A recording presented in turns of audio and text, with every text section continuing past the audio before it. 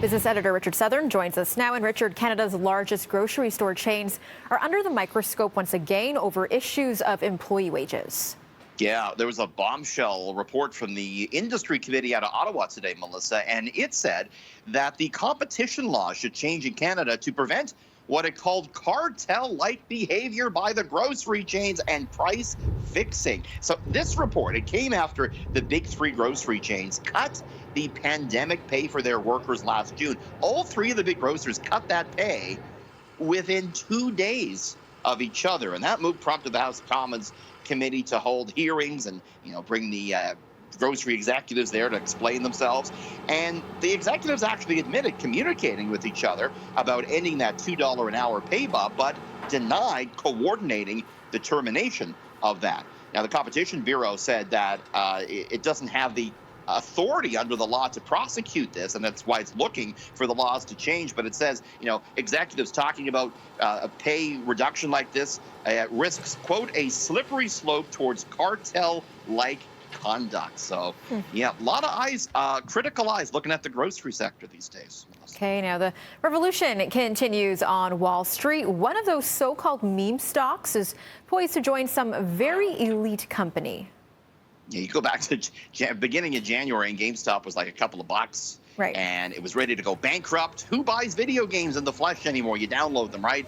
Well, it's a different story now. All the people online on Reddit, they banded together, decided to buy the stock in GameStop, triggered a short squeeze. We saw a big rally in January, another one in March, another one the last couple of weeks. And now GameStop has gotten so big that they're ready to add it to one of the big indices on Wall Street, the Russell 1000. It's a group of the biggest U.S. companies. It looks like GameStop's going to be added into it. It has the right size. You have to be at least 5.2 billion in market cap, and they're more than 12 billion. So this would list it among the heavyweights, Apple and Amazon and Microsoft, who are also in this index. It would also force some funds to buy GameStop if they're looking to track the index. So bottom line, it's good news for the meme stock, and it was up again today.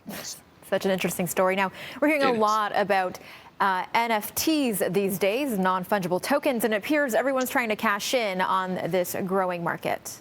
Yeah, I mean, I've done so many stories that I'm still scratching my head a bit with these, because it's like, who's buying these things? It's a digital representation of a real world asset, be it a piece of art or a piece of music that one person can own. In this case, it's a piece of news broadcasting. CNN announced that it's going to sell some of its biggest news events as NFTs to the highest bidder. They didn't say specifically what, but they said it could be historic events like Challenger blowing up as perhaps, or the Berlin Wall falling, or perhaps presidential elections, royal weddings. Go to the highest bidder, and so you would own that moment, and you would also get a video display case with it in. It's not clear what the prices would be. A lot of companies getting into this. Mattel, the toy maker, also planning to take advantage of the NFT craze. Mattel says it will sell unique pieces of digital art featuring its classic Hot Wheels cars, which we're looking at here. So I guess if you got the money to burn, why not? You own a piece of CNN, right, Melissa? That's kind of cool when you think about it, but I still don't quite get it.